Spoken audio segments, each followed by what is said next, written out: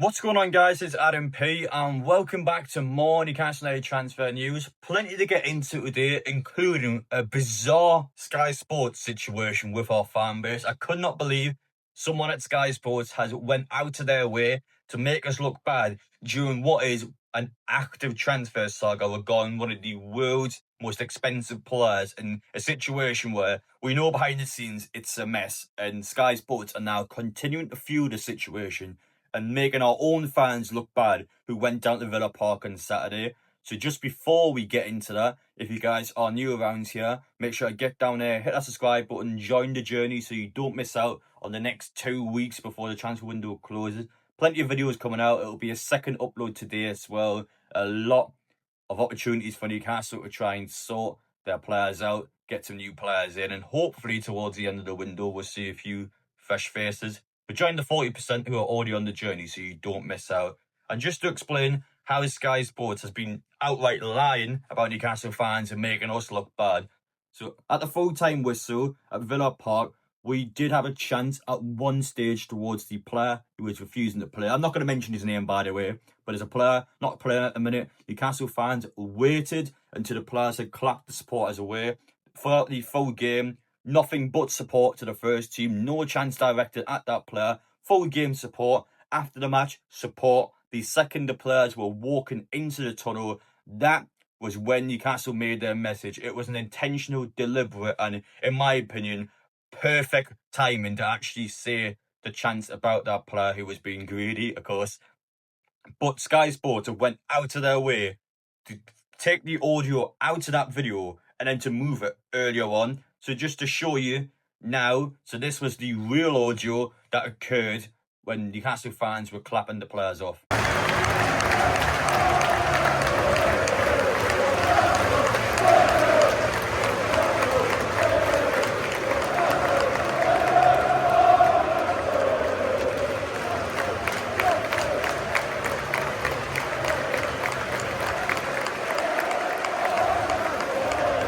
Yeah, that's nice and clear. You can tell straight away we love Newcastle, we do. It was not a chant about that player who was not playing. Sky Sports, however, on their TikTok pages, on their Instagram pages, and across their social media pages, have actually put the greedy audio in when we were doing that. So when we actually were clapping "We love Newcastle, we do," they changed the audio so we are chanting about that player in front of Eddie Howe, in front of the players. You can see the close camera shots of Eddie Howe, the close camera shots of Fabian Shaw. This is agenda driven, you have to say it is. Now, this is manipulation. That is not allowed, by the way, and to see what is supposed to be an impartial sports broadcasting company towards Newcastle, to see our supporters go down to Villa Park, spend their hard-earned money, spend their hard-earned time, and just to be there to support the team, to see them actually get misleaded and manipulated on social media to be portrayed in this very antagonising way towards our club, because we didn't do that in front of their faces. We supported those players. We backed those players because they put a good performance in. And yet social media has made it look like that was all Newcastle fans were chanting about on the day. That was never the case at all. And to see this be used against Newcastle in such a blatant and horrific way, it has millions of views on social media. You have to remember, this is an active transfer saga. And while this post is probably not going to change what is happening behind the scenes, this is also adding fuel to the fire and perhaps giving the age of the player behind the scenes even more ammunition to potentially do something against Newcastle. So when you look at the situation, Sky sports media companies have stated all the talk about the player leaving Newcastle, they're almost fueling it up. They continue to speculate, they continue to talk about it, and they continue to drive for this. Even TNT before the game, Eddie Howe walks over, gets asked questions about TNT. The first question he gets asked is immediately about the player who's not playing, and that's exactly how it's been. I know I've been doing this in my YouTube videos, but I'm a Newcastle United content creator. I'm not an impartial sports broadcasting company, and I'm not an impartial sports broadcasting personality who's going to be there covering the club. The say this from Sky Sports is shameful, and they really should be called out from it. I really think Newcastle should actually be on that. I've seen a lot of people also tagging the likes of Keith Downey and Pete Graves. Like, they've got nothing to do with this. They're simply reporters. Pete Graves is a Newcastle fan, and Keith Downey, why he's a Hearts fan. He might as well be a Newcastle fan. He clearly loves the football club. So kind of see both of them get all the tags. It's not their fault. I know they work for Sky Sports, but they are not involved with that video. But seriously, to say that it's not on at all, they should be called out for, because it's clearly manipulating the truth and it's making Newcastle fans look bad. And for those who claim Sky Sports have an agenda against Newcastle, that is certainly strong evidence to suggest that. And as for the signing of Jacob Ramsey, Tyrone Mings has spoken out saying, "Don't want to hear any bad words or anything negative on his name. You don't know the half." Real interesting message that, and it kind of gives me the similar opinion and approach that this seems like an Eddie Anderson situation for Villa. Of course, Villa got a pure profit sale, 40 million up front.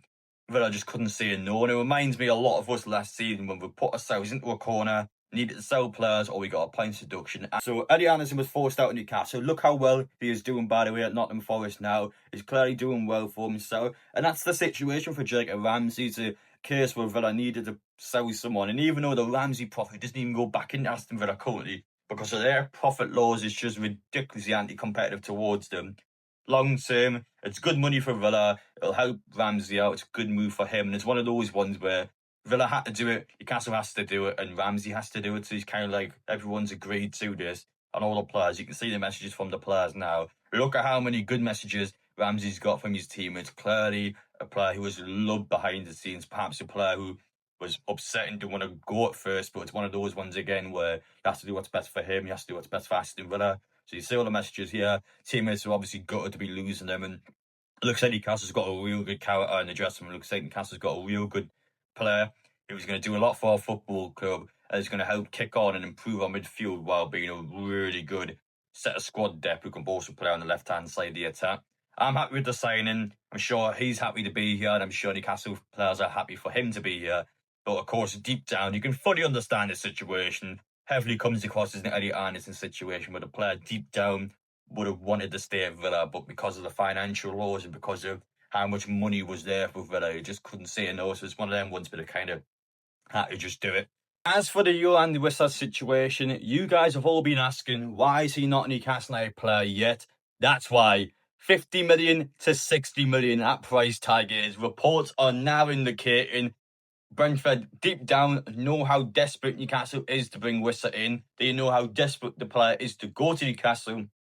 £60 million this summer for a 29-year-old who contractually has 12 months left in his contract with a 1-year extension.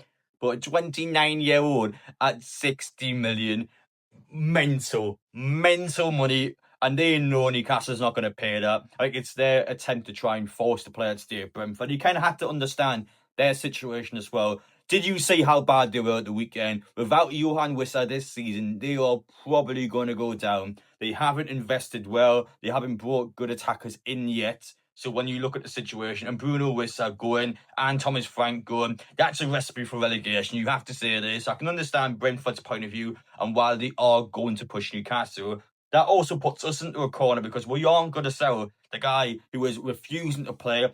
And that angers me even more because you can clearly see Newcastle is struggling to bring the striker in. And you've got a player who is just sitting there and going, well, too bad. I'm going to sit this one out and I'm going to not let you guys have a striker until the end of the window.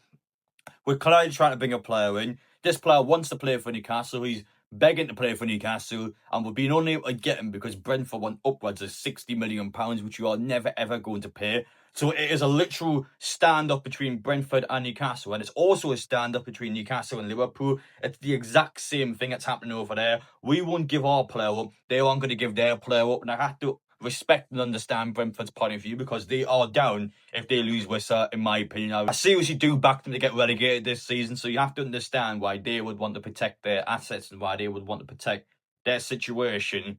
But it's not healthy and it's not sustainable for both teams. And again, for Wissa, they have less control of Wissa than we do of our player because they have 12 months and a 1-year extension, which if he doesn't play and this goes, well, I'm not going to play for you guys, and I feel like you wouldn't get an extension. I feel like you would have to leave the football club. So they've essentially got 1 year, whereas our player has 3 years, no extension. So we have a lot more control in our situation compared to the control Brentford has in their situation. I think they'll give them up. But while I wouldn't want to pay anything more than £40 million, I already think £40 million is mental money for a 29-year-old. It might potentially be a little higher. And I hope it's not. I really hope it's not, but it could be serious money. So Newcastle has to actually think through if they are prepared to put this kind of money down, because that transfer list of strikers, we're already far down the list now. This was one that was high up there. It's always been an option Newcastle wanted. You lose Wissa, we're far, far, far down that transfer list. So this is a big one for us. We have to secure this signing. Cannot be more than 45 million. Seriously, I'm already saying 45 is a lot of money. If it's over 45, you cannot agree with that. I already think 40 is way more than what it should be, but I can kind of understand if we push to perhaps 45, but anything above that, no way. Seriously, no way if we go above that money. It's not attainable, it's not sustainable, and it's not healthy for Newcastle, because you will lose all this money in a few years. It's not a sellable asset. This is a player that would likely spend the rest of his years at Newcastle, the rest of his good years. So by the time you sell him, he's going to go for nothing. Has to be less than 45. No way 60. No way. We'll talk a lot more about this later on, because I think there will be more updates. Brentford are holding their lines. Brentford are not going to give them up. And Brentford will do everything to test Newcastle and to test a desperate Newcastle into pushing it and plugging out all their money on this striker. It's not going to happen. We aren't putting that kind of money down. But I've been intrigued to see which way this goes. Thank you guys for watching. I'll be back with a second upload later on. I'm sure a lot more information to give out regarding Yoane Wissa. So stick around, stay updated. Appreciate your support as always. Let me know your opinions down below and everything that you've seen, because this is a bit of a back and forth, and it's going to be a back and forth for the next 2 weeks. We desperately need him in for Liverpool, by the way. They also know that. They're not going to give him up. They're not going to do it. We aren't going to give our player up. They're not going to give their player up. It is the exact same scenario, and we have to see how this one's going to go. Serious money that we just can't put into this player. I just do not think at all 50 to 60 million pounds is even a realistic option. It's just not. It's far too much.